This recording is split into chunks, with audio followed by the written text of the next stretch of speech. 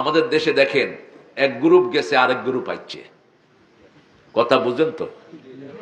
ছবি একটা গেছে আরেকটা হামাইছে। এখন যাদের ছবি হামাইছে এরা যদি আগের গ্রুপের মতো কাম করে, আমরাও রেডি আছি। আমরা দিতাম না চাঁদাবাজি করতে, ঠিক না? ঠিক, আমরা দিতাম না জনগণের সম্পদ লুণ্ঠন করতে। আমরা 1500 ছেলে প্রাণ দিয়েছে, এই পর্যন্ত মেয়ে প্রাণ দিয়েছে।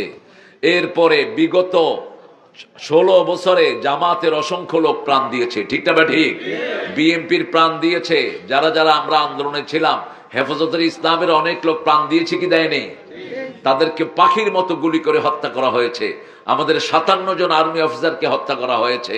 সিলেটের মাটিতে পর্যন্ত বহু মানুষকে দুনিয়া থেকে বিদায় করা হয়েছে। এই রক্তের পরে যদি আবার ওই একই জিনিসের পুনরাবৃত্তি হয়, তাহলে এই রক্ত দেওয়ার কোনো দরকার ছিল না, ঠিক না? ঠিক, এই জন্য আমাদেরকে ঐক্যবদ্ধ হতে হবে। আল্লাহ রাব্বুল আলামিন বলছেন, উদউ ইলা সাবিলি রাব্বিক বিল হিকমাতি ওয়াল মাউইযাতিল হাসানাহ ওয়াজাদিলহুম বিল্লাতী হিয়া আহসান। তোমরা যখন আল্লাহর পথে ডাকবা, উদউ ইলা সাবিলি রাব্বিক, রবের পথের দিকে ডাকো। কার পথ? রবের পথ। রব কেন বললেন?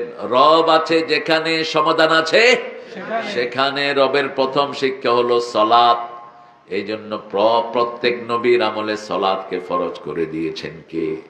আপনারা মনে করেন না শুধু সালাত আমাদের জন্য, নামাজ যেটাকে আমরা বলি, নামাজ যদি ফার্সি শব্দ, নামাজের অন্য অর্থ আছে। এটার আরবি শব্দ কি?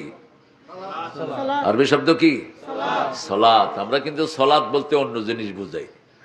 যেমন পরীক্ষা আসছে, সালাত কি কি কারণে নষ্ট হয়? ছেলে লিখে দিচ্ছে টমেটো, খিরা, পেঁয়াজ, এটা আগে খাটিয়ে রাখলে গো নষ্ট হয়ে যায়, কি গন্ধ হয়ে যায়।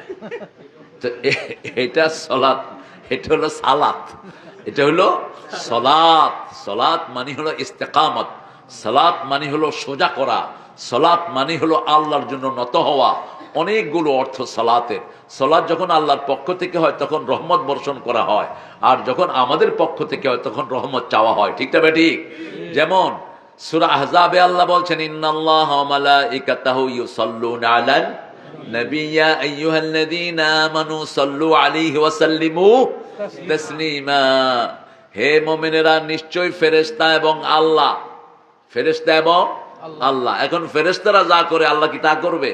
না, আল্লাহ রহমত দেয় আর ফেরেশতারা রহমত চায়, ঠিক না? ঠিক, তো ফেরেশতারা রহমত চায় কার জন্য? মুহাম্মদ সাল্লাল্লাহু, আর আল্লাহ রহমত দেন। ও মুমিনেরা, তোমরাও সেই নবীর জন্য রহমত চাও।